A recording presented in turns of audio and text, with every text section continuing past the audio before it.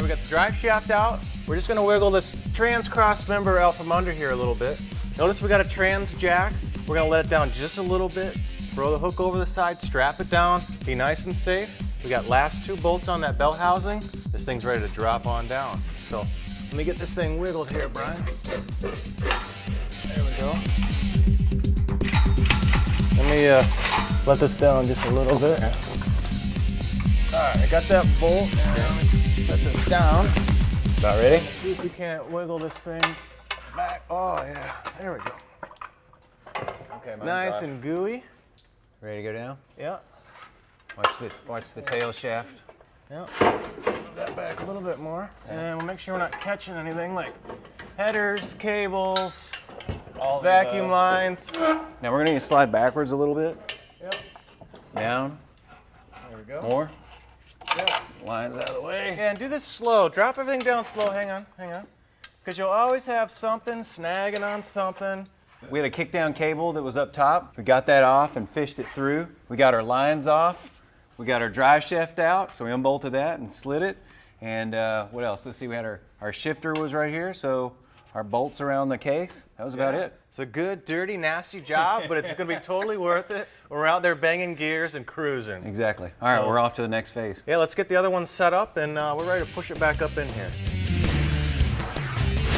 All right, here's our 2 transmissions. Now you see one hand? Ooh, nice, new, clean. Clean, shiny. See that old turbo 350? Nice and dirty, that's why that glove is there. Now, when you look at the difference of the 2, you may wonder, okay, what do I have in my car? Well, you can research it, but an easy way to do it too, look and see how many pan bolts you have, look at the shape, and you can look on Monster's website, and they've got a diagram of all that stuff, as well as a lot of other great information. Yeah, well, one thing nice about this kit is it includes just about everything. Since we're doing a conversion, a lot of things are changing. It's not just a direct bolt and replacement, but it is now because they give you all sorts of stuff. One area that's going to change is the cross member. This transmission's longer than that one, so we're going to have to move the cross member back. But GM was great on this vehicle. They've got multiple holes along the frame rails, so this one's going to be pretty easy. Yeah, that's lucky. All we have to do is move it back a couple of notches, put it in another factory hole, because they came with other transmissions. You could get a turbo 350 or a turbo 400 in this thing, and depending on the length,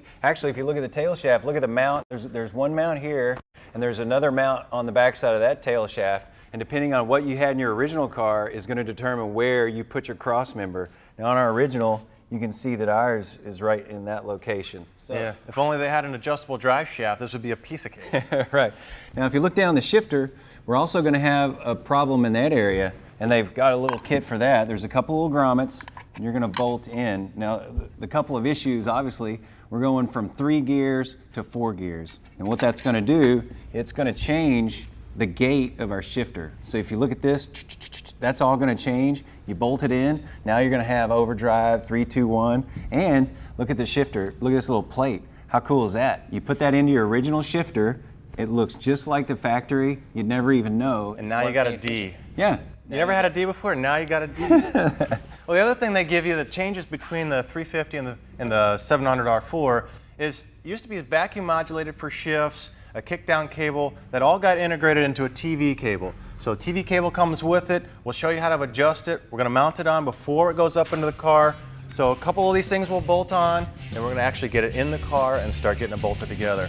Okay, I think that's about it. We're ready to go. We're going to put this in, but right now we got to take a break, so stay tuned. Welcome back. All right, now tell your significant other that the lawn is just going to have to wait, because we got a torque converter installed to go here. Now, if you're going to install your torque converter, a couple of tips. One, make sure you lubricate the seals. Don't run them dry. Get a little transmission fluid's fine. Put it on the seals, nice there. And also put it on the torque converter itself. Get a good lubrication on there. Now, the other thing to notice is these little detents here, these drive engagement pieces, they're going to locate inside in the pump. Now, you got 2 engagements. One's the input shaft. The other is these drive engagements here for that pump. So when you put the torque converter in, spin it a few times. Make sure you feel a double clunk. Maybe spin it twice. Make sure it's bottomed out. Otherwise, when you go to bolt this thing together to the engine, this thing isn't far enough engaged. You're going to smash and destroy that front pump. Might even break an ear off this transmission. So right, let's see if we can get this thing up. Yeah.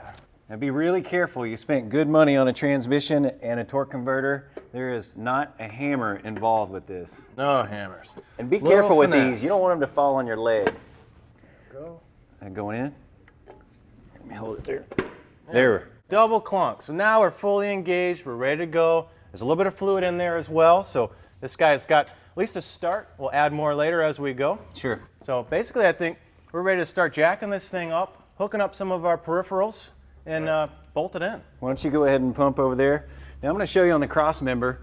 Now we've moved it back out of the way. That way we can push this in, and it's longer than the old one. So you need to really kind of get it out of your way.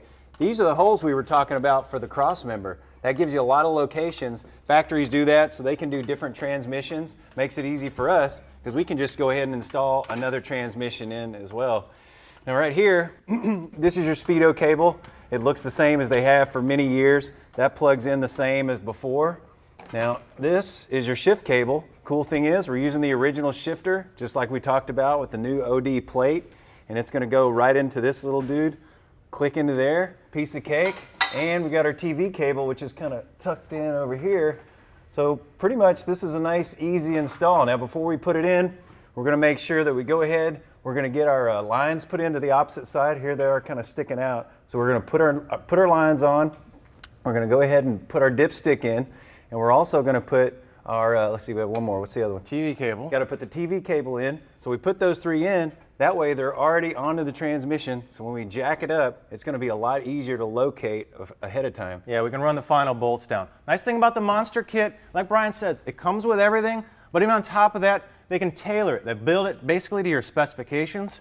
So depending on what vehicle you're running, what weight it is, what gear in ratio, what tire diameter, or what cam spec is a big one for picking out a torque converter. They've got a software program, you give them all your specs, they'll spit out exactly what you need for a converter. You can talk to them about shifts, shift quality, how hard it shifts, or maybe how relaxed for cruising.